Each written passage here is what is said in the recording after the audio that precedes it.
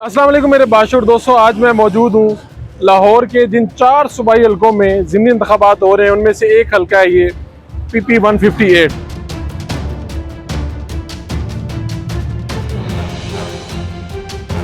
और इस वीडियो में मैं आपको बताऊंगा कि यहाँ पर कौन सी पार्टी कौन सा उम्मीदवार जीतेगा। ये आज मैं इस पूरे हलके में मुझे आने का इत्तेफाक हुआ। मैं सारी जो तफसीलात है मैं आपके साथ शेयर करूँगा, लेकिन उससे पहले मैं आपसे कहूँगा कि आप मेरा यूट्यूब चैनल और मेरा फेसबुक पेज जो है उसे फॉलो करें और सब्सक्राइब करें, ताकि आप तक मुस्तक़िल मालूमात और ख़ासतौर पर ज़िमनी इलेक्शन और बाकी मालूमात आप तक पहुँचती रहें। PP 158 जो लाहौर का ये हलका है, यहाँ से 2018 में उस वक्त पाकिस्तान तहरीक-ए-इंसाफ के साथ मुंसलिक अब्दुल अलीम खान यहाँ से जीते थे और 52,000 से ज़ायद वोट उन्होंने लिए थे। अब्दुल अलीम खान बाद में सीनियर सूबाई वज़ीर बने, जेल गए, नैब के इल्ज़ामात लगे उन पर और मुसलसल कुडल लाइन रहने के बाद फिर एक दिन पता चला कि वो भी मुनहरिफ हो गए जहांगीर ग्रुप के साथ। वो भी पाकिस्तान मुस्लिम लीग नून का साथ देने लगे और हमजा शहबाज को जो वोट डालने में और डलवाने में उनका कलीदी किरदार रहा। इस हल्के से 2018 में वो जीते थे इलेक्शन। ये हल्का जो है यकीन इलाकों में मुश्तमिल है, वो भी आपको बताता चलो। यहाँ FC के साथ जो कच्ची आबादियाँ हैं वो GOR, उसके अलावा हबीबुल्ला रोड, मियाँ मीर का इलाका, धर्मपुरा, इन्फेंट्री रोड जहाँ पर हम खड़े हैं, और उसके अलावा गुलबर्ग का कई जो इलाका है कई, वहाँ पर भी ये जो इलाका ये हल्का है ये मुश्तमिल है। यहाँ पर कौन कौन से उम्मीदवार है वो भी आपको बताता हूँ। यहाँ पे अब लास्ट टाइम जो इलेक्शन हुआ था अब्दुल अलीम खान से जो हारे थे उनका नाम था एहसन शराफत। 45,000 कुछ वोट लिए थे, 7,000 की लीड से अलीम खान यहाँ से जीते थे। लेकिन ये हल्का 2018 में अब्दुल अलीम खान के लिए जीतना इतना आसान ना था। यहाँ पर उन्होंने बेशुमार काम करवाए, बेशुमार यहाँ पे मैं जानता हूँ लोगों को पर्सनली, वो लोगों के काम करवाते रहे, मिलते थे, और बड़ी बड़ी जो कच्ची वादियाँ थे वो उनके वोटर थे और यहाँ से जीतना बहुत ही मुश्किल था। पाकिस्तान मुस्लिम लीग नून से ये सीट छीनना बहुत मुश्किल था। लेकिन जो एहसन शराफत है उस वक्त कोई इतने तगड़े उम्मीदवार नहीं थे, अब्दुल अलीम खान का कद बड़ा था। अब्दुल अलीम खान ने यहाँ से लाहौर से सूबाई और कौमी 2 हल्कों से हिस्सा लिया था। कौमी की वो सीट हार गए थे, सूबाई की जीत गए थे।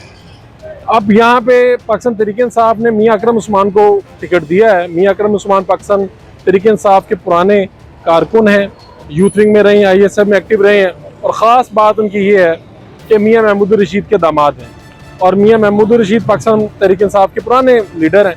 और अब मैं आपको ये भी बताता चलूँ कि पाकिस्तान तहरीक-ए-इंसाफ के जो अंदरूनी ज़राए हैं, जो लोग मुझसे मिलते हैं, बात करते हैं, वो कहते हैं हमारा जो सोशल मीडिया और बाकी चीज़ों का फोकस है, बाकी जगह पे भी फोकस है, लेकिन सबसे ज़्यादा जो फोकस है वो है PP 158 पे, क्योंकि मियाँ अकरम उस्मान हमारा पुराना तगड़ा और हमारा भाई है और ऐसे है।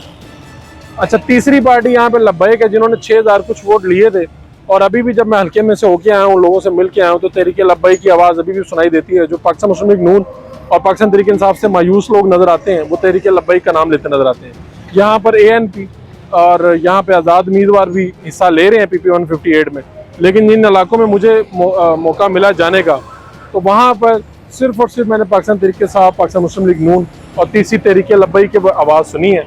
और यहाँ पे अब अब्दुल अलीम खान के नून लीग में आ जाने के बाद अब आप जितने भी यहाँ पर पोस्टर देख रहे होंगे, उन पोस्टर्स के ऊपर अब्दुल अलीम खान, शोएब सिद्दीकी, ख्वाजा साद रफ़ीक, शेख रोहेल असगर, ख्वाजा हसान, इन लोगों की तस्वीरें लगी हैं। आज से कुछ दिन पहले तो ये लग रहा था जैसे ही पाकिस्तान तहरीक-ए-इंसाफ दोबारा से ये सीट जीत जाएगी, लेकिन अब्दुल अलीम खान ने अपने जो करीबी साथी हैं, शोएब सिद्दीकी जो MP भी रह चुके हैं यहाँ से, उनको इस हल्के में लगा दिया है। उनके लोग अब एहसन शराफत के साथ खड़े हैं, साथ देते नज़र आ रही हैं। और दूसरा फैक्टर यहाँ पे याद सादिक का ये हल्का है और वो पुराने सियासतदान है, स्पीकर कौमी असम्बली रहे हैं। अब्दुल अलीम खान के आने के बाद पाकिस्तान मुस्लिम लीग नून की पोजीशन बड़ी मजबूत नज़र आ रही है, और पहले पाकिस्तान मुस्लिम लीग नून की सीट उनके पास रही है जैसे, लेकिन यहाँ पर अब्दुल अलीम खान ही थे जिन्होंने ये सीट जीती थी। मियाँ अकरम उस्मान के लिए बहरहाल ये फूलों की सेज नहीं, कांटों की सेज होगी, साबित होगी। फ़िलहाल जो मैं हल्के में जाने का मौका मिला है उससे तो ये तासुर मिलता है कि ये जो लीड थी 7,000 की, बकौल मियाँ अकरम उस्मान की, अब मैं 7,000 की लीड को 21,000 की लीड में बदल दूंगा। लेकिन जो रियलिटी, जो ग्राउंड रियलिटीज़ हैं वो शायद कुछ मुख्तलिफ हुआ करती हैं। उससे तो ये लगता है कि जैसे इस हल्के में जो भी उम्मीदवार जीतेगा उसके जो वोटों का फ़र्क है वो 2 से 3,000 के दरमियान रहेगा, क्योंकि अब अब्दुल अलीम खान नहीं है एहसन शराफत के मुकाबले में, और अब्दुल अलीम खान उनके साथ खड़े हो गए हैं जो उनसे पिछली मरतबा जीते थे। तो ऐसा लगता है कि कांटेदार मुकाबले के बाद ये सीट जो है पाकिस्तान मुस्लिम लीग नून जीत जाएगी, लेकिन कोई अपसेट भी होने की तवक्को की जा सकती है, क्योंकि मियां मधु रशीद खास तौर पर एक्टिव हैं, अराइम बरादरी यहाँ पर काफ़ी ज़्यादा है। मियां अकरम उस्मान के बारे में पार्टी बहुत संजीदा नजर आती है, सोशल मीडिया पे भी, ग्राउंड पे भी। लेकिन दूसरी तरफ अब्दुल हलीम खान का जादू भी है, जो चढ़ चढ़ के बोलने के लिए तैयार है, क्योंकि अगर ये सीट एहसन शराफत हार जाते हैं तो ऐसे लगेगा कि जैसे अब्दुल हलीम खान हार गए हैं। अब्दुल हलीम खान की आखिरी दिनों में एंट्री ने इस सीट की जो हालात हैं वो ज़रा तब्दील कर दी हैं। होगा क्या, ये 17 जुलाई को पता चलेगा। अपने मेज़बान फ़ारूक उड़ाई, दीजिए अल्लाह ने के बाद।